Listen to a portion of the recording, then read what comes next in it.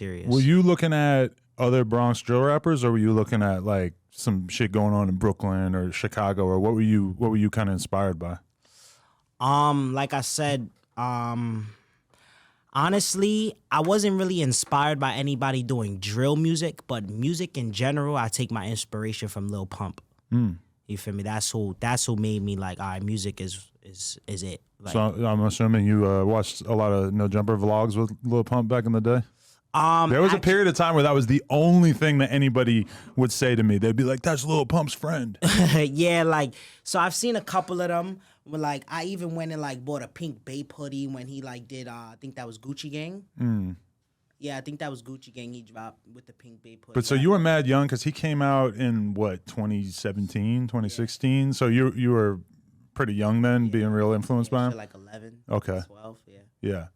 And I know, because I remember being around Rico Reckless and his kid was probably 8, and he was just sitting there during his interview watching Lil Pump and Maddox, who was just here. And yeah, I seen him. I actually thought that was Babytron when he walked out. I was like, oh, shit. Nah, they're just two motherfuckers with crazy hair. Yeah, I should have said bye to Maddox. I didn't get to say bye to him. But so I know that like when you're at that young stage and you have like a rapper that you're fucking with and they look young and they kind of remind you of yourself and shit, that shit can be super influential to a kid. Yeah. So like when I met Lil Pump, it was like random as fuck. I met him at like an arcade, and my man's was like, "Yo, that's Lil Pump." I'm like, "You capping?" I'm like, "That's not Lil Pump." So I walked over there. I'm like, "Oh shit, that's really Lil Pump." And it was like I kind of got starstruck, so I kind of experienced what other people experience when they see me. So it kind of was like, "Oh shit, this is the guy I look up to. Like this is the person I started rapping for." But he was a really chill person, you know. Right. He said he knew who I was. And shit like that. He's actually in one of my music videos. Right, yeah, I've seen that. Where'd you see him though? In New York? No, in Miami. Miami, okay. Yeah.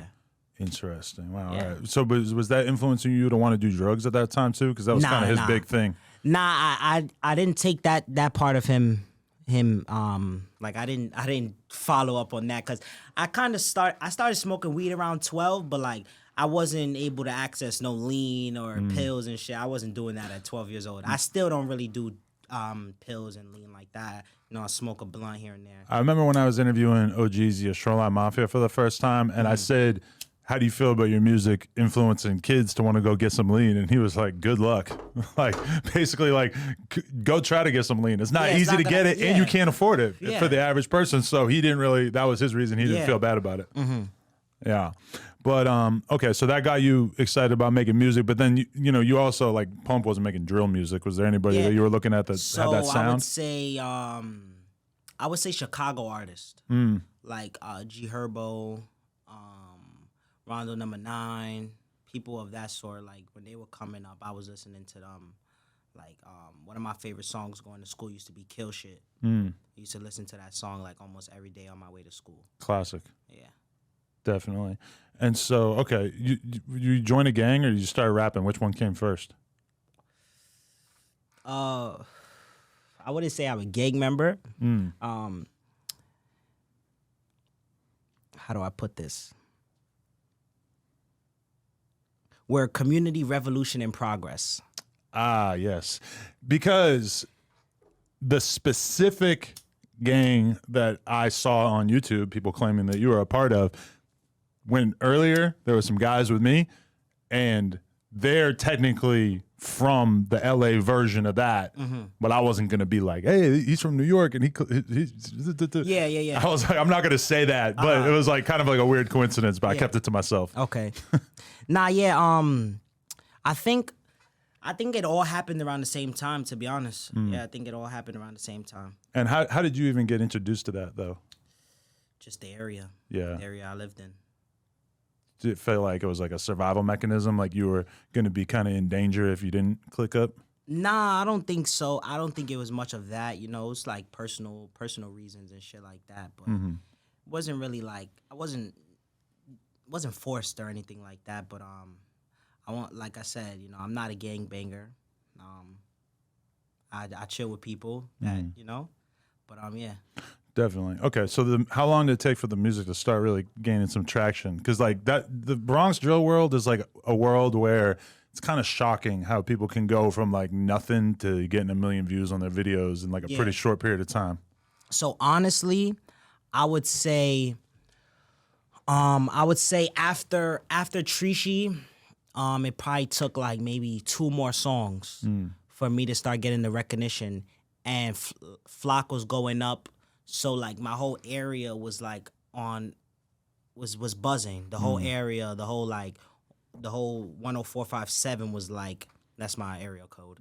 That whole area was just like, you know, going up. So it was like be consistent and then you'll make it. And so that's what I just tried to do. Like, you know, I started dropping the songs which set the trend.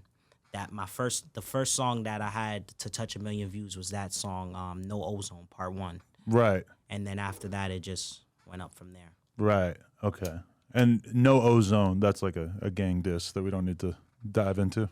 Yeah, I guess you could say that. There's some O's that you don't get along with. I understand yeah. See, I've done enough Bronx Drill interviews that I can actually just look at the song title and be like, okay, I get it. I know what that means. Feel a little bit accomplished. Yes, you know. There's something about it though. People just love seeing young kids in New York just going crazy on their ops. Yeah, I feel like that's what gets a lot of people attraction. Well, right now I would say those like the freestyles are getting a lot of people views. I feel like that's what's making the next people who are coming up. I feel like that's their way of getting their platform out there. So you feel like going and tapping in with On the Radar is blowing people the fuck up? Because I mean, let's be real. Like 41 got like a song with 20 million views on the Radar platform. Like I think that's way more than any of their other videos. Yeah, like so On the Radar, you could say like KJ Shot It, Shot by OA. Those are all like platforms that people like are going on to get attraction. Like when I first started rapping, it was like Raps and Hustles, Flowtastic TV. So those YouTube channels were like helping people push forward. It's just crazy to see the way that the New York underground media world has fucking evolved so much. Yeah, Please Don't Lack might be the next Shade Room. Yeah.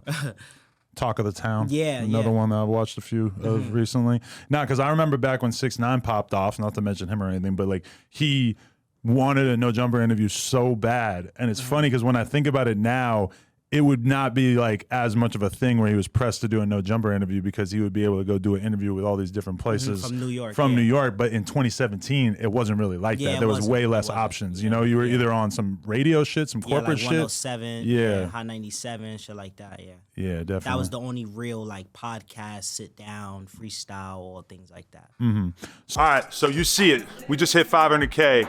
You know what that means? That means you gotta subscribe and get us to 600K because we are dangerously close to 666K. Let's go.